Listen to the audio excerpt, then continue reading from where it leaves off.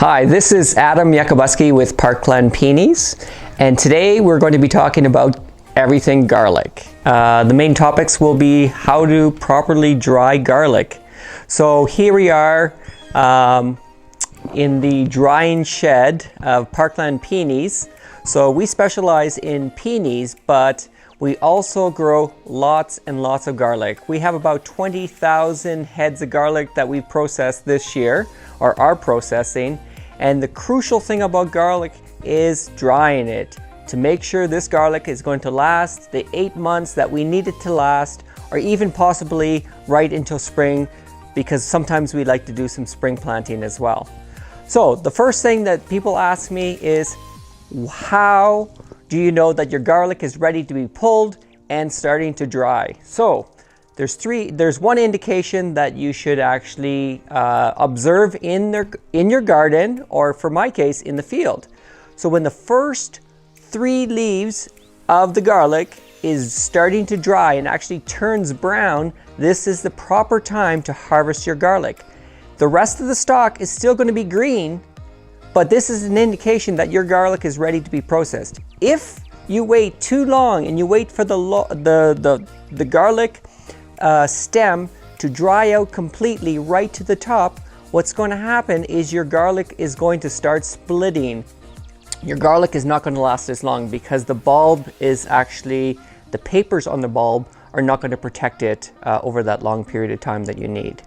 So what we do on our farm is, after we see that the 3 leaves are dried, we process the garlic. We dig it up and then we bring it into our drying shed like this and we hang it.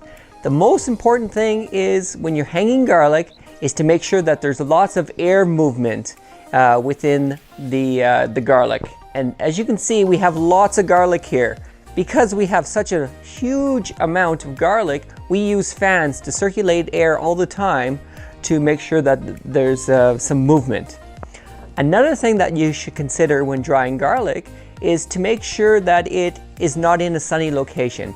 This Quonset is perfect because it's shaded, it has wind or air flowment from one end to the other, and we give it additional air flowing with the fans, so that is perfect for drying garlic. So this is some garlic that is starting to dry right now. So when we bring our garlic from the field into the drying area, we generally keep the stem length on for about 2 weeks. All the nutrients and everything goes into the bulb. This is part of the curing process. So when we bring this into the shed, it's green. 2 weeks later, what we do is, after all the nutrients has gotten back into the bulb, the stem will look something like this, really, really dry. So what we do is we cut the stem about 6 inches from the bulb. This gives us additional air movement throughout the whole garlic. It takes approximately 3 weeks to cure garlic really, really well. The small bulbs will cure probably in a two-week period, but the large bulbs that we're seeing in the field need additional time. And that's because there's extra wrappers on these bulbs, and the bulb not only has to dry from the outside, but it has to dry from the inside. Now, these are 2 examples of perfectly good bulbs, but what you can do is, these are not dry completely. You can feel the stem is still a little bit green, and so what you want to do is you want to cut it to that 6 inches and let it sit for another 2 weeks possibly, and then you can actually feel the bulb and you can feel the moisture content within the bulb. That should be really, really dry. If you're concerned that your garlic is not dry, then what you could do is you can just bring it inside and keep it on your counter for a couple weeks as well.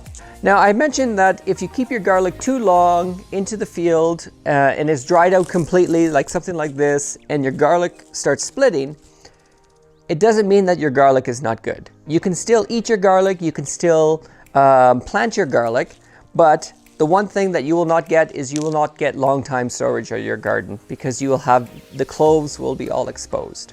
One other thing that a lot of people ask me is, when do we plant our garlic?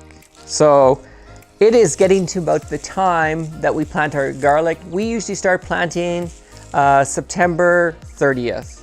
We used to tell people October 15th is a good time to plant. We no longer tell people that. It is too late in the season. What we've seen in the last couple of years is winter is coming early and the garlic is not getting enough time to actually root before winter sets in. So one of the key things about garlic, growing garlic in Alberta, or Calgary for that fact, is making sure the garlic gets to root before winter sets in. This is why we're actually planting it a little earlier, so the garlic clove can establish a nice, healthy system of roots, and this way it'll prevent the basal plate from rotting going into the winter. I guess the second thing to know is how deep. That's another question I always get. How deep do you plant the garlic? I plant my garlic 2 inches down. As long as you have number one covered, that's all you need to know. As you can see, the garlic that we have behind me it's called Russian Red, and it's hardneck garlic. We've actually started growing garlic about 8 years ago, and we started with 40 different varieties. Now, we actually whittled it down to 2 varieties that we grow because we get consistent large cloves. The taste of this garlic is superior. It is hot, it is spicy, and people are looking for it. And not only are they looking for it, but they want large bulbs. And this garlic throws large bulbs all the time. The second garlic that we chose to grow, it's Killarney Red. Again, it's a rocambole. It's not as spicy. It has a nutty flavor, and it also has large bulbs, and it's consistent year after year. I wanted to talk to you today a little bit about seed garlic and how to select the best seed garlic to give you the best success when growing garlic. So I have 3 cloves of garlic here, and each clove of garlic is a little different because there's certain things going on with each clove. So when you're selecting seed garlic, one thing that you should look for is you should look for that the bulb has all the wrapper on the bulb and that there's no damage to the cloves themselves. So if you can see soft spots on the clove, so what you can do is you can just touch the cloves to make sure that they're very hard. That's one thing that you should be looking for. Now, the second thing to be wary about when you're selecting garlic is basal plate. And you want to make sure that the garlic has a really good basal plate because that's where all the roots start from, and that's where all the nutrients comes from, is from the roots, and that's how you're going to get good garlic. Now, if you look closely at this garlic, the garlic bulb seems very firm.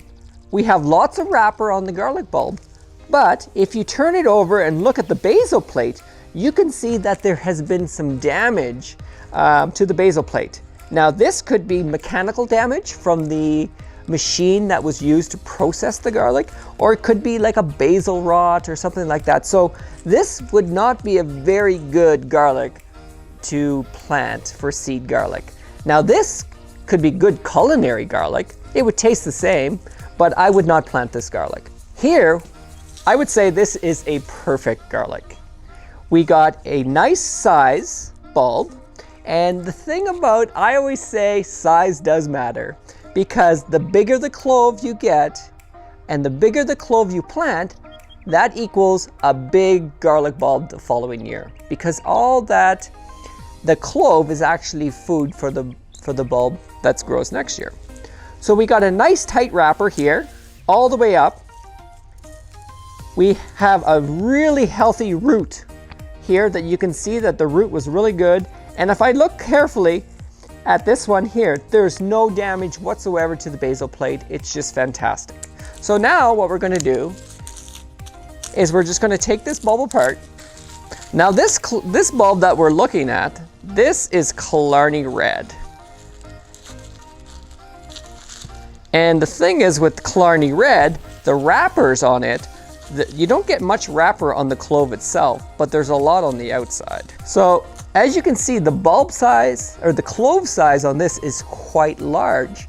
So when you're planting, you want to plant your biggest cloves and eat the smaller ones, and then you'll have really, really large garlic.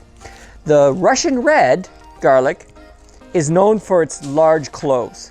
So if I just come over here and I look at one of these bulbs, I'm just going to pull it off, and I'm going to take the wrapper off, and I'm going to show you what I mean. So the clove side on the Russian Red garlic is very large, and it is true not only for the large, extra large, but the medium to small garlic also produce large cloves.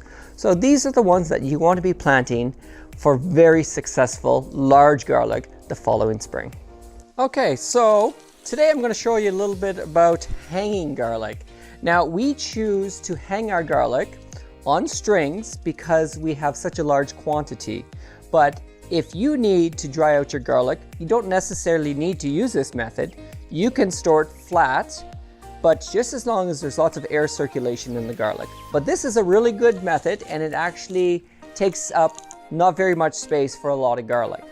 So what you need is you need a hanging. I use baler twine because it's very, very strong. But you can use any kind of rope that will allow you to hang garlic. And what you're looking for is about 40 pounds that it'll tolerate 40 pounds. So the easiest way to hang garlic is you just take the string, you put the garlic in front of the string, you wrap the string around the garlic, and you pull tight. Now when the garlic is green, this works really well because it kind of puts an imprint in the garlic. And then you just twist the garlic to your left and you pull on your string. And then the garlic is just hung there. When I want to do the next one, I just leave about 8 inches, 6 to 8 inches, do the same process, pull down, twist, and there you go. And I would do this all the way down my stringer, and this is how we'd hang our garlic. Now, as I mentioned, 2 weeks later, we cut this to about 6 inches just to give more air circulation within the garlic area. Now, the nice thing about this method is when we want to process this, all we have to do is put a bin underneath the garlic, untie the last one, and let it go.